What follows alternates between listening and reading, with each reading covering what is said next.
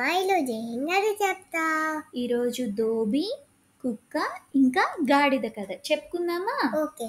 అనగనగా ఒక ఊరిలో రామయ్య అనే దోబి ఉండేవాడు.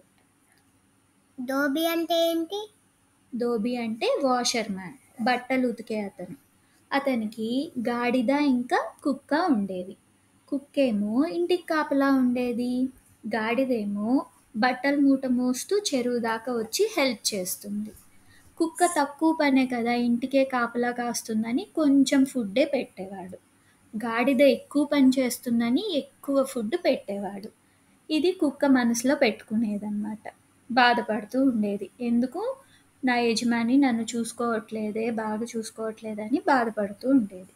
ఒకరోజు ఏమైందంటే రామయ్యకి బట్టలు ఎక్కువగా ఉండడం వలన చెరువు దగ్గర నుంచి ఇంటికి వచ్చి తొందరగా పడుకోవాలని గాడిదకు మాత్రం గడ్డి పెట్టేస్తాడు. రామయ్య అన్నం తినేసి బజ్జుంటాడు. కానీ కుక్కకి ఫుడ్ పెట్టడం మర్చిపోతాడు. అది ఆకలితో అలాగే ఉండి నిద్రపోతుంది. కాసేపు అయ్యాక అర్ధరాత్రి అయినప్పుడు దొంగలు ఇంట్లో పడతారు. అప్పుడు గాడిద అంటుంది, కుక్క ఏం మొరగట్లేదు నువ్వు అంటే, నాకు మన యజమాని ఆహారం పెట్టట్లేదు అందుకని నేను మొరగను అంటుంది. అయితే నేను అరుస్తాను, మన యజమానిని నిద్రలేపుతాను అని గట్టిగా అరుస్తుంది.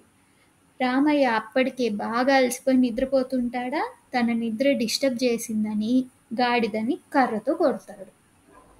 దీని మోరల్ ఏంటంటే, ఎవరు చేయాల్సిన పని వాళ్ళే చేయాలి. మీకు కనుక ఈ కథ నచ్చినట్లయితే లైక్ చేయండి, షేర్ చేయండి, సబ్స్క్రైబ్ అవ్వడం మరొకండి.